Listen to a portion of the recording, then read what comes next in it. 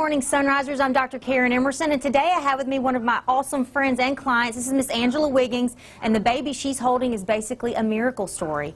This is Gizmo. Gizmo is now how old, Angela? 3. 3 years old. And what happened is Gizmo presented back in January. Angela was out of town. Her husband was at home with the cat. She started having severe vomiting, diarrhea, just not feeling well, really lethargic. Actually, my associate, Dr. Gettinger, took her in first. They started hospitalization and treatment because Gizmo, which we may show in a little bit, it has a bob tail, meaning her tail, she doesn't have a full tail like normal cats. And sometimes in bobtail cats, they have innervation issues to their colon where it makes it hard for them to use the bathroom. And ladies out there, I know you probably know what we're talking about. And you may even have a short-tailed cat at home that's doing this right now. It is the most uncomfortable, horrible thing you'll ever feel. And this baby was feeling it, but it was worse. It was coming out of both ends. So they brought her in. We did some hospitalization. We started treating her like we would a cat with innervation issues. Well, Angela, this is where I want you to take over. We started treating, we sent Gizmo home, and what did Gizmo do at home?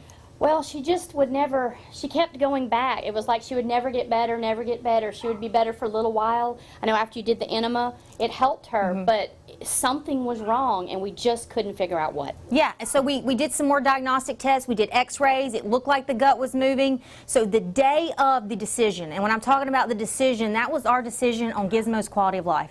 That was a really tough morning when we walked in. But I walked in, we sat down, and Gizmo started meowing. She started walking around the exam room. She jumped up in the window. And my gut and Angela's gut was like, you know, let's do an exploratory. Yes. Let's open her up and let's visually see what's going on because the x-ray's not showing us, the ultrasound's not showing us, and it's just not following the proper pathway for an innervation issue. So we did the exploratory, guys, and I've got some wonderful pictures showing you what we found. We actually found a piece of diseased intestine that was actually dying, and that's why Gizmo's food was backing up and she was vomiting and her stomach was becoming enlarged. So we did something called an intestinal anastomosis, and all that means is I took the diseased part of the intestine out and then I put the healthy intestine back together. And look, we're all 5.5 weeks out. Gizmo's back home with her family. She's eating, she's drinking. So let me tell you guys, I always tell my clients, what does your gut tell you? What does your animal tell you? Because I can't read their minds, but they will tell you in their own little way how they're feeling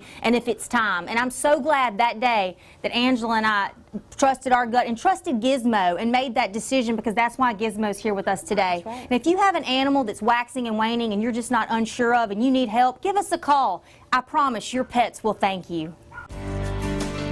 WCBI Animal Health with Dr. Emerson was brought to you by Emerson Animal Hospital in West Point.